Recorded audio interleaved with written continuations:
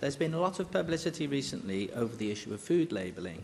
As you'll be aware, there have been some tragic cases where people have died, quite possibly due to lack of information on the label of a food product that they consumed.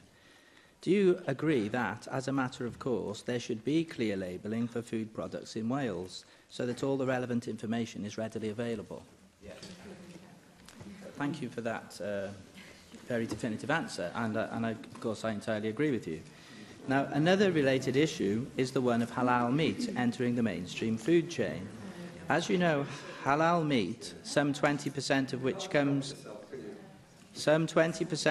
comes from animals which are not stunned before they are slaughtered, is a growth industry in the UK.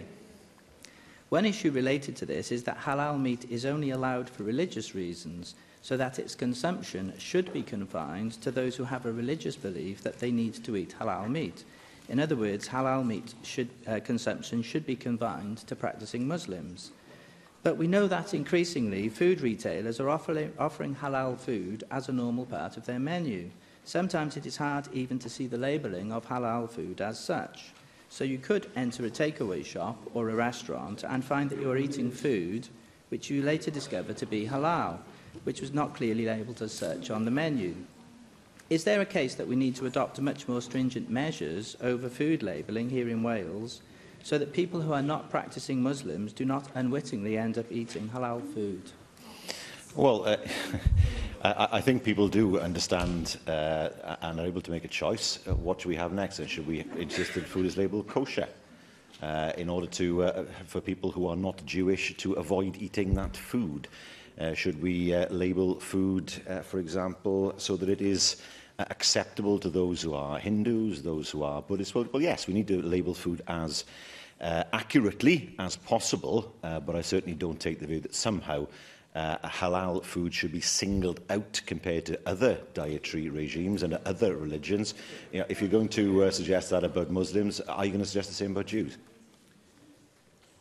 I take the point that you raise, First Minister, but there is no evidence that kosher food is entering the mainstream food market. But there is some evidence that halal food is. So that is the reason why I raised the issue specifically of halal food. Now, I don't think we should be downplaying this issue. I remember that we had a scandal over horse meat a few years ago, and I think that this lack of labelling of halal food has the potential to be, if anything, an even bigger scandal. Now, your government has talked about animal welfare in the past, and to be fair, you have done things in that line. The British Veterinary Association, the RSPCA, and other organisations have called for an end to the non-stun slaughter of animals in the UK, which they say is cruel and painful for the animals being slaughtered. There has also been considerable academic research backing up this view.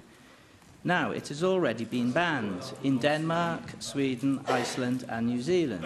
It is now UKIP policy to ban the practice of non-stun slaughter entirely here in the UK. Would you agree that that is actually the best policy for the interests of animal welfare in Wales? No, I do regret the fact that he again singles out one religious group that he particularly dislikes. He starts with Muslims. He will move on to the Jewish people. He'll move on to Hindus, move on to Buddhists, because they're not exactly like him. And thankfully they're not. Can you imagine the world of Gareth Bennett? The kind of world that it would be. The reality is that we are an open and tolerant society. We have in Cardiff one of the oldest mosques in Britain. The population that we have here of people who are Muslims have been integrated in our society for many, many, many decades and are respected for the contribution they have made to Welsh life. A contribution, I have to say, which goes well beyond that which UKIP or the members made. Plaid Cymru leader Adam Price.